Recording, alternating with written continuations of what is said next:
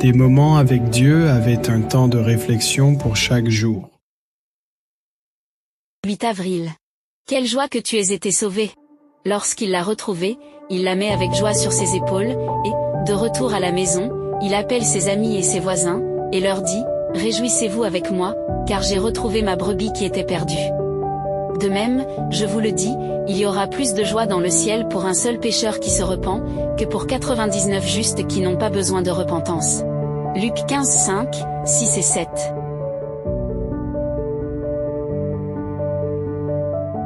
Il n'était facile de se remettre d'un faux pas. Le berger eut de mal de retrouver les brebis. Cet égard, il n'était pas colère contre ses brebis perdues. Alors qu'il marchait sous les tempêtes de la nuit, son seul souci était de savoir si les brebis étaient encore en vie. Soudain ses yeux l'aperçoivent au loin la jeune fille imprudente et les jambes cassées. Son visage s'illumine et son cœur bat plus fort, il s'approche d'elle et tout près. Il n'y a aucune trace de colère dans son regard. Il ne lui reproche pas d'être resté en arrière et de ne pas avoir suivi le rythme des autres. Non, pas du tout. Dès qu'il l'aperçoit, il couvre les soulève et les serre dans ses bras. Il est heureux qu'elle soit encore en vie. Peu lui importe qu'elle ne puisse pas marcher qu'il le porte. Même si les épines qui lui piquent les jambes lui transpercent la peau de berger de ce plein pef lui ramène à la maison, il arrive. Il est heureux. Il organise une fête où dépense plus que ce que vaut le mouton, peu importe qu'il invite ses voisins. Ils se réjouissent ensemble, le mouton est sauvé, peu importe l'argent dépensé pour la fête. L'amour est plus important, son mouton est vivant et rien d'autre ne compte.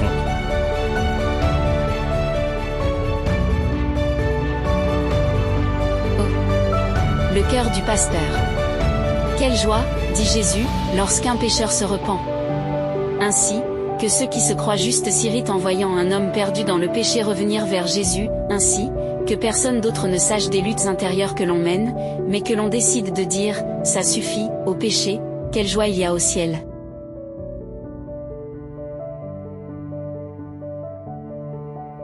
Nous les autres, nous sommes malheureusement éloignés du pasteur. Tout reste parmi les frères pour nous réunir à l'église, personne ne connaît le double vie que nous menons ni les chutes vertigineuses que nous avons connues. Tout le monde voit ce que nous semblons être à l'extérieur et lieu des autres. Mais dans la solitude que personne nous voit que nous sommes ce que nous sommes. C'est là que nous pleurons d'autres douleurs.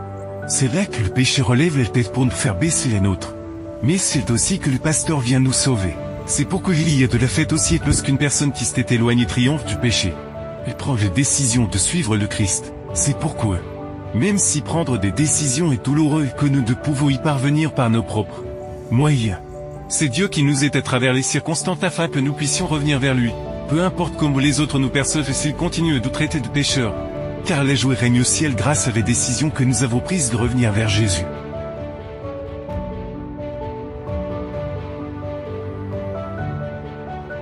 Mais le Seigneur a donné son Fils unique afin que même le plus grand des pécheurs, le plus déchu, n'ait pas à périr, mais qu'il puisse, par sa foi en Jésus-Christ, être sauvé, régénéré et restauré à l'image de Dieu, et ainsi avoir la vie éternelle. Cette décision peut être difficile à prendre, mais c'est la meilleure. Lorsqu'il s'agit de suivre Jésus, non seulement on éprouve de la joie d'être de nouveau paix avec Dieu, mais Dieu nous comble aussi de ses bénédictions. Amen. Merci pour écouter cet audio. Nous vous invitons à partager avec votre. Contactez et visitez le site web biblewell.com